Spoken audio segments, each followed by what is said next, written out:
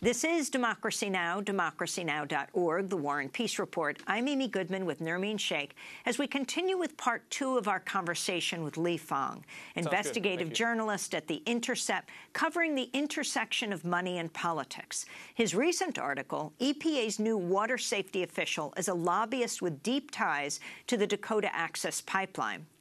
And he also has written another recent piece, Prominent Democratic Fundraisers Realigned to Lobby for Trump's Agenda. Lee, in part 1 of this conversation, we talked to you about Dennis Forsgren and his links to both the Dakota Access Pipeline and to be deputy head of the EPA.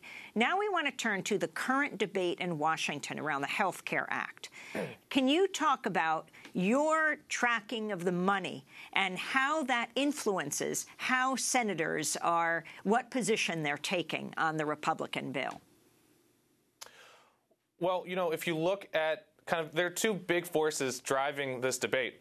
One, you have the Koch network, which has spent hundreds of millions of dollars, mostly through dark money efforts, since the 2010 midterms to elect much of the Republican Congress. And one of the big demands from the Koch network is to repeal Obamacare. And even in these advertisements that they sponsored during the elections, they've made that a top priority and a top appeal to voters.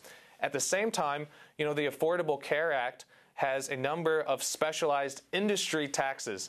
There's a special medical device tax. There's a health insurance industry fee, and a few others.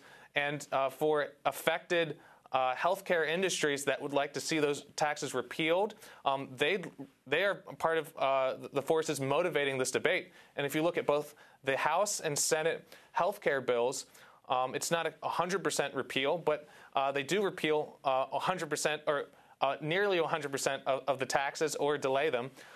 So you have these kind of very ideological billionaires on one side. You have these very committed industry lobbyists on the other, both of which are motivating a big part of this debate. And I should note that recent disclosures show the top performing lobbyist fundraisers for congressional Republicans include Blue Cross Blue Shield lobbyists. So clearly they're involved in the debate as it's happening. Can you explain further what you mean and the significance of this with Blue Cross Blue Shield?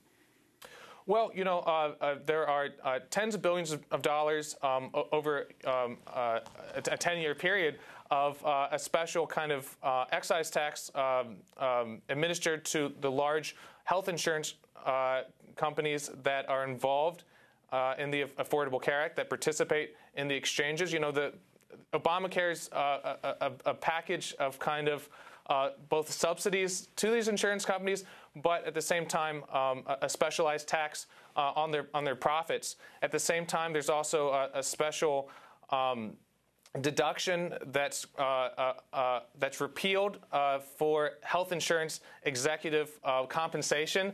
So for all of these specialized taxes, in addition to a medical device one, health insurance companies don't want to see any of these taxes. They do like the subsidies, but they would love to see these taxes repealed. And if you look at for the publicly traded health insurance companies, if you listen to their investor conference calls and their annual investor reports, they say it's a big priority. They've told their shareholders if these taxes are repealed, they can return more money to shareholders, that they think their stock price will improve.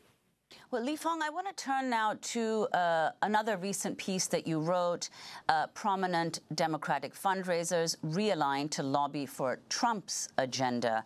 So could you tell us a little bit about who some of the Democratic fundraisers are who are involved now in pushing Trump's agenda, and what are some of the key issues that they're involved in?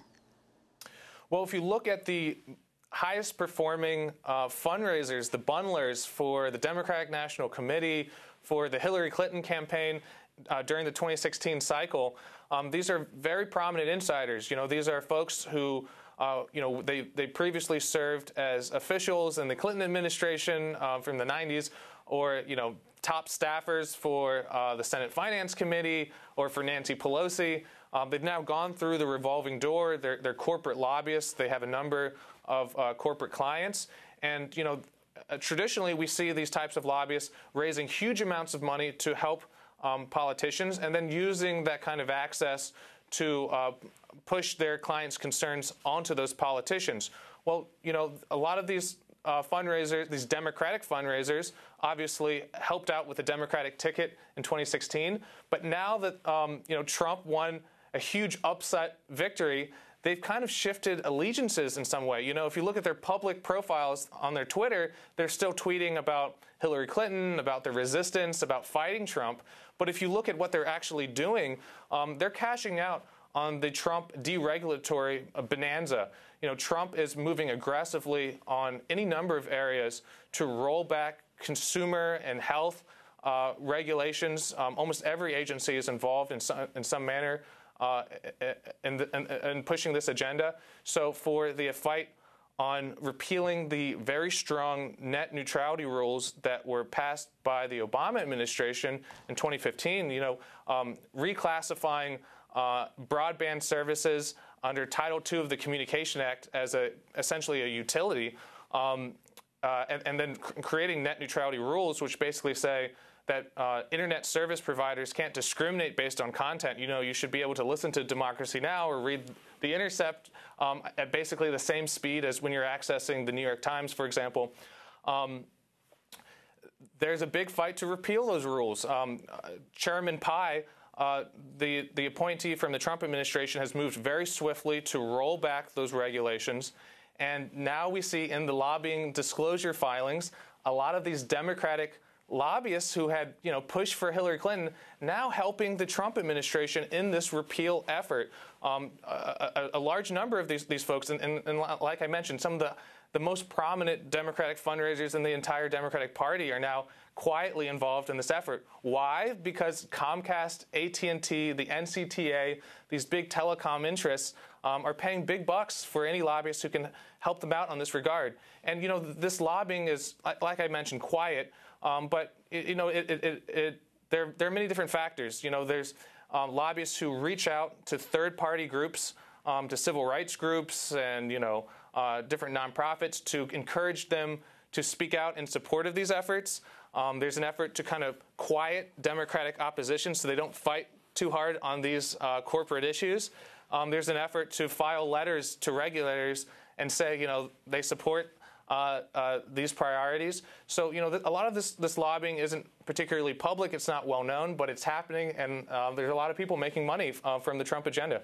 So could you say, Li Fang, speak about specific prominent Democratic lobbyists who are now involved in pushing certain aspects of Trump's agenda? You mentioned in your piece Heather Podesta, Richard Sullivan, Steve Elmendorf, among others. Could you say who they are and what exactly they're doing now? Right. So, you know, someone like Stephen Elmendorf, very prominent Democratic fundraiser, you know, he was... You know, he's very famous in D.C. He raises huge amounts of money for the Democratic Party. The entire Senate Democratic caucus kind of relies on him for money, raises money also for many House Democrats, and obviously advised Hillary Clinton during her first political run and was one of her highest performing fundraisers in 2016. You know, he's a former congressional aide, I believe, for former House Minority Leader Dick Gephardt. And he's very prominent in LGBT issues. He helps fundraise for those causes. But he's also a corporate lobbyist. You know, he's involved in the net neutrality fight. Him and Heather Podesta, who's the ex-wife of Tony Podesta, another very prominent fundraiser. You know, the brother of the Hillary Clinton campaign chairman, John Podesta. Both of these individuals, Heather Podesta and Steve Elmendorf, are involved in many of these regulatory fights. Another one, in addition to net neutrality, is the fiduciary rule. This is a very important consumer safeguard passed by the Obama administration after a very, you know, a very bitter fight. You know, he had to try 2 times to get this passed. This is basically a rule that says, you know, if I'm a regular retiree, someone who's planning for a retirement, and I go to my financial advisor, and my financial advisor is not acting in my best interest, perhaps this financial advisor is steering me to mutual funds or other retirement funds and then collecting a commission secretly, and maybe these mutual funds aren't in my best interest. But, you know, Currently there are no rules that say that your financial advisor has to act in your self-interest. They can basically scam you and then, push you towards mutual funds that then give them a kickback. This is kind of a ridiculous system that wastes billions of dollars, that actually screws over a lot of folks planning for their retirement by putting them in plans that are incredibly inappropriate or laden with high fees.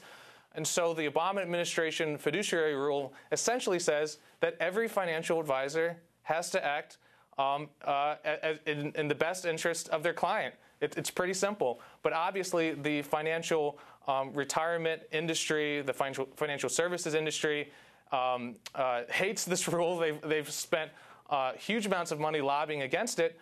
But here we have folks like Podesta and Elmendorf paid by the big financial advising firms to help repeal this rule. And what the Trump administration has done so far, they've asked for an administrative delay in the implementation. This rule was supposed to take effect this spring, and so it's been delayed. And we believe that they will use either the Labor Department or the Securities and Exchange Commission to repromulgate the rule and essentially water it down or repeal it entirely. And explain what the rule would do, why it is so important for communication for the Internet all over the world.